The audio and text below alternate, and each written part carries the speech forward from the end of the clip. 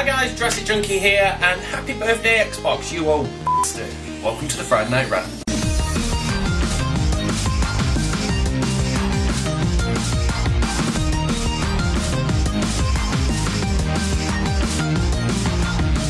Before we continue with the celebrations, I'm going to crack on with a beer, and this is my new favourite beer, and it is Jeremiah Weed. Now, I've had a version of this, which was the ginger beer, and this is the sour mash version, which is absolutely gorgeous, so I love both of them.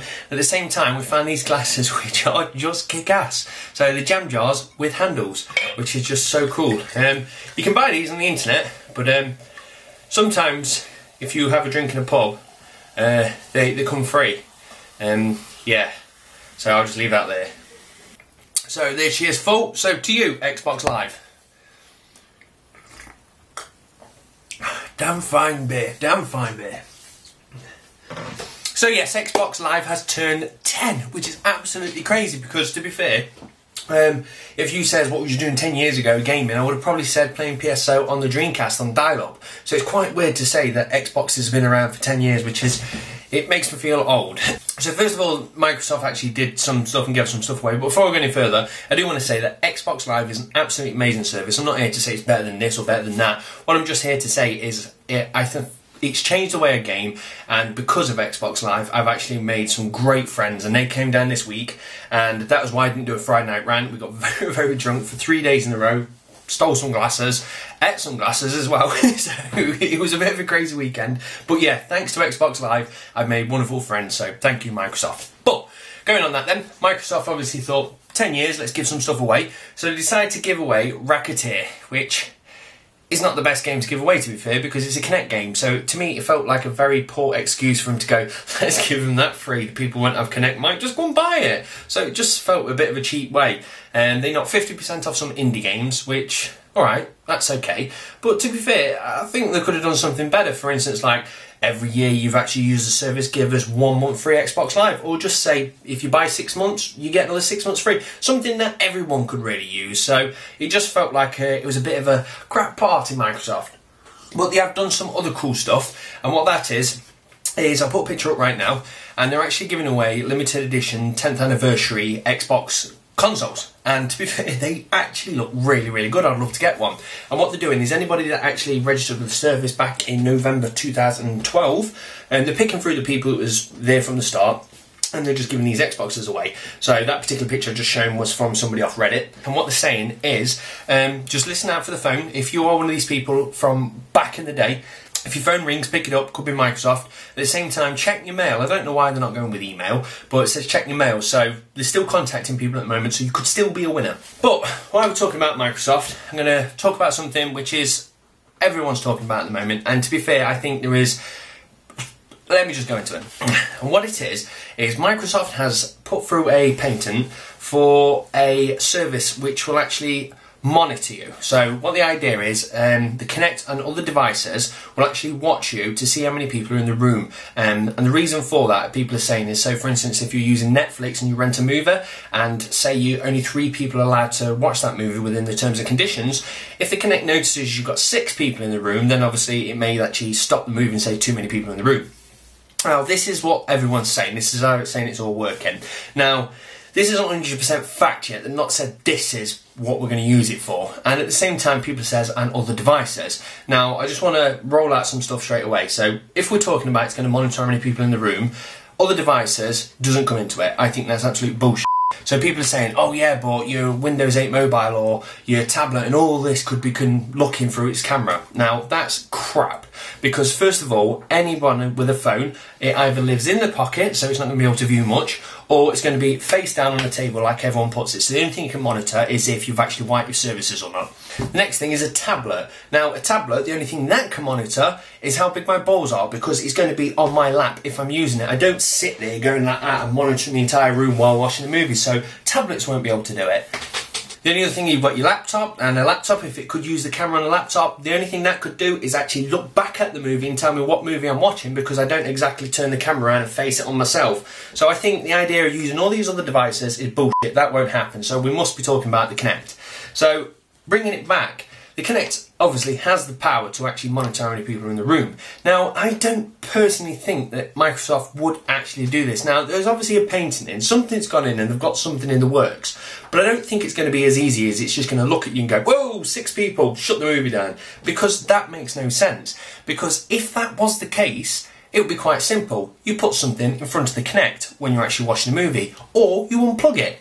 Problem solved. So everyone would instantly do that, and it just means all that work they've gone through would be wasted. Now, if that happened, then I think it would damage the Kinect, because the simple thing is, what I would do is obviously I'm going to watch a movie, oh crap, I've got loads of people behind me, unplug the Kinect. Then next time we're actually playing a Kinect related game, say it's actually a controller game but with some Kinect functions, I might shout to the Kinect pause or GPS or the random words that you got to say, and then I'll go, oh yeah, it's unplugged, but I'm too busy playing my game, so I won't plug it back in. And then after a bit I might forget to plug it back in again, and I won't be using the Kinect features, and then it'll be collecting dust, and then I'm like, do I really need a Kinect? So why on earth would Microsoft want to make something that would force people to unplug the Kinect? Because I tell you now, there's not going to be one person in this world who will actually sit there, and when Kinect clocks them with 6 people, they'll go, oh crap, we've got to pay for an extra license fee. No one would do it. So it makes no sense. Now I can understand why a lot of people are raging, going, this is stupid and this is ludicrous that they can actually watch us in the room. And yes, it is stupid and ludicrous that they can, but I don't really believe they can. Now I could be wrong, and they might just roll it out and then we all just unplug our Kinect. So it's not really a problem, but it is, I don't know what it's all about, so we shall soon see, but I don't think it's as bad as everyone says. And like I say, if it's a problem, put something in front of your Kinect when you're watching a movie with 10,000 people behind you. So that's the Microsoft bit over with. Got me little pinky. So, going into a bit of Nintendo stuff. Now, Nintendo, you've got 2 days in America before you get your hands on the Wii U. I hope you're excited. Now, I've watched another video this week, just telling you some of the online features of the Wii U. Because to be fair, I want to know more about the online, and they dabbled a bit more into it, so I've got a bit more stuff. Now, the first thing they said, which is something which is awesome. Now, I know PlayStation works like this anyway, but Xbox bloody doesn't work this way, and that's one of the downfalls of the Xbox.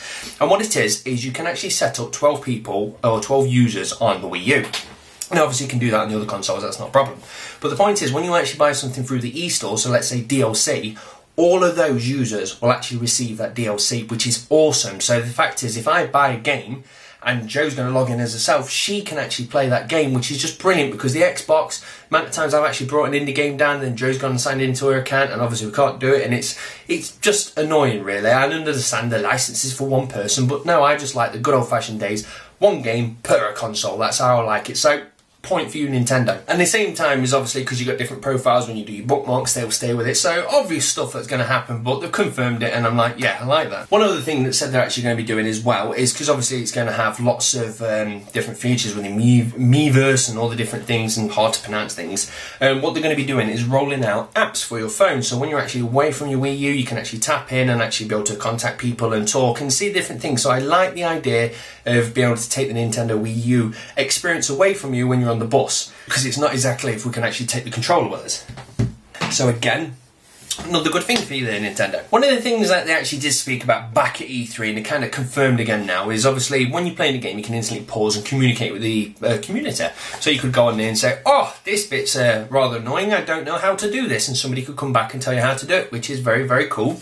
And they've said, if somebody actually said something, for instance, a spoiler, if somebody went on and said, that's a spoiler, after about 6 people would actually say that's a spoiler, then it gets notified as a spoiler and gets removed. So obviously it's impossible for Nintendo to actually control all the content that's going to be chucked in. So we're going to have to kind of control it ourselves and say, report this, report that, report that. But the thing that made me laugh is saying, if you die in the same spot several times, so say 10 times playing Mario and I die at the same spot, on the 10th time I die, I'm probably pretty angry. And what the Wii U actually turn around to you is to say, whoa, guess what? How are you feeling right now? Tell me and I'll notify the world. And everyone's going to turn around and go, I'm fucking annoyed! And then what will happen is next time somebody actually plays the game, it'll come up and say, at this point, Jurassic Junkie said, fuck you, Nintendo. Which is weird, because I don't think many people are going to actually go in and go, oh, I've got to report that, I'll filter that, because they're too busy playing the game with these little things popping up. So I actually think we could see a bit of a profanity coming out, and people might go, whoa, you might be able to not put particular words in. Yeah, but I have got a stylus, and I can actually just draw a big massive cock, so I'm worried that the actual trolling side of the internet might do a lot of bad stuff, and Nintendo might not be able to catch up on time and actually filter it all. So we shall see how that comes on. But to be fair, I think we're heading to see a lot of big cocks. But with all that said, we have cancelled our Wii U pre-order. And that sounds a bit weird really, because fair enough, I'm bashing Nintendo a fair bit, but Joe's a massive Nintendo fan, and we decided to pre-order it nice and early because obviously we thought it's going to be like the Wii and the balance board. They always go out of stock and you have to wait for ages. So we thought we'll get in there early, get a pre-order. And the thing is, the major thing that Joe wants is, Joe's starting to play online a lot more and more. Now for me, I'm a heavy online player. Let's say about 80% of my gaming is with friends, and Joe's starting to change her way. She's playing about 50% of her gaming now online, so she's really liking the online aspects. So obviously with the Wii U coming along and all these online bells and whistles, she's like, this is awesome. But she's actually looked at the games, and Nintendo Land, which is obviously going to be coming out straight away, doesn't have any online features really, and she was looking at what games she can instantly play online, and she couldn't really see any. And the actual lineup of games ain't massive, but then again, it's never massive on a launch. And we brought the Vita, and it didn't have many games. We brought the 3DS, and it didn't have many games. And we've been stung too many times, so we simply decided to not get a console on launch and just sit back, wait for the games to actually come in, wait for loads of online features to come out, and then we'll buy it. So we've decided to just step back and just see how it goes. And I know a lot of people going, oh yeah, but this is online and that's online and that's online. Yes, I know. And personally, if that was my console, I'll be able to get some online features out of it straight away because I play practically everything. Whereas Joe plays different kind of stuff. And the ones that she wants to play isn't very heavy online. So just because of that, we're stepping back. 12 minutes in, let me have a little brew. So then, to some EA news. EA are a bunch of cunts. And that's it for this week. Nothing much. I just want to update you, make sure everyone's aware that they are a bag of shit. So let's just move on then with some THQ news. So THQ, which are an absolutely awesome company. So the guys behind Red Faction, Saints Row, Darksiders 2, plenty of good games in there. And they've had a bit of a crap quarter really. The amount of money they're bringing in is not good. The actual shares have fallen from $3 down to $1, so it's not looking good for that company. So it's not 100% sure that they're going under yet, but they are selling off some of the assets. So straight away, good old EA sniffing in there, and they've snapped up one of the games, and it's obvious which one they're going to go for. EA love having the idea of having FIFA 1, 2, 3, 4, just stick numbers in front of it and we'll just bang them out each year. So what's the best game to do that with? UFC. So they've nabbed UFC straight away so they can just keep banging them out and just do the generic EA front covers as always. So now UFC is now owned by EA, so again, another bit of the pie they've actually bit into. But the good side is that they're still looking to offload some of the assets, and Ubisoft is actually coming in. So it's not been said yet exactly what Ubisoft's taken over, but I've said many times I love Ubisoft. I think they do some great stuff. So Ubisoft are coming in, and hopefully they'll get some of the good titles and they'll be able to continue what they've actually been doing. So we'll see. I don't want THQ to go under, but if they do, I do hope Ubisoft absorb pretty much all the assets, and I don't want EA to take any more because they've got too much. So the next thing I want to actually just talk about is just plugging a service which is out there. Probably half of you already know about it, some of you may not, and I just wanted to just bring it to you. And what it is the humblebumble.com website, and it's a Humble Bumble package. Very simple. I may have even spoke about it in the past, but I just want to say a little extra about it. And all it is every month or so they decide to get a package of games together and say you can pay anything you want. So if you want, pay a penny, you can get the games. As an incentive to make you pay a little bit more, what they'll say is if you pay the average price of what everyone else has been paying, then you'll get a few more extra games, which is awesome. So I always pay just £1 or so over the average, and I get the whole entire package. And at the same time, the cool thing is when you actually give you that money, you can actually say how much goes to Humble Bumble for giving the service, how much goes to the developers of the games, and how much goes to charity. So I tend to give like 2% to Humble Bumble just to cover the bandwidth, and then I'll actually give half of it really to the developers, because to be fair, if we want for the games this won't be happening, and then the other half actually to the charity. And I know people will be going half and 2%, shut up. But the point is, this week it was the actual Android package. So straight away I was like, oh, Android, and Joe's like, well, I don't want to buy any Android games. And what a lot of people do is see the word Android and don't buy it. And what I want to say is, when you actually buy these packages, with about 90% of them, you actually get Steam codes. So every time there is actual Humble Bumble Android package, I do put them on my phone, but I actually play all my games on Steam. So I'll go on, get my code, chuck it on Steam, jobs are good on. So what I'll do is I'll put the link down below, so definitely check it out. And like it says, if you haven't got an Android device, it doesn't matter. You've probably got a PC, so it's worth checking it out. This is just damn too good. is nothing better than drinking out a jam jar. So that's it, guys. There's not massive amounts of content out on the internet today because I've been looking up today. For the last week, it's been outshadowed by, oh my god, Halo, oh my god, Call of Duty, and I'm not here to talk about it. I've got Halo, bloody love it, to the point last night I actually raged. It's not very often I rage, but last night when I was playing Halo, for some reason, people wasn't doing what I wanted them to do, and I just instantly shouted out, I'm snapping my controller, followed by the words, I think I snapped it. So my controller's not in the best state at the moment. It's not very often I actually rage, so well done Halo for making me angry. But I'm going to leave it there and bring you into the question of the week, which is going to be along the lines of the Wii U. Now, as I've said, I've got my reasons why I've decided to cancel my pre-order, but what I want to know from you, what's the last pre-order that you actually cancelled, and why did you cancel it? So it could be a console, could be a game, could be anything. Well, keep it game related. Don't tell me if you cancelled a fridge pre-order or something like that. I'm not bothered about that. But yes, gaming related, what's the last thing you actually cancelled a pre-order, and why? Why did you do that? So that's it, guys. I'm going to kick back playing this, and to be fair, I'm going to play a indie game by the name of Machine Summer. I can't quite remember it. So thank you very much for watching, guys. Hope you have a great weekend, and I will if I haven't got controller plastic in my hand. So thank you very much for watching. Cheers, guys.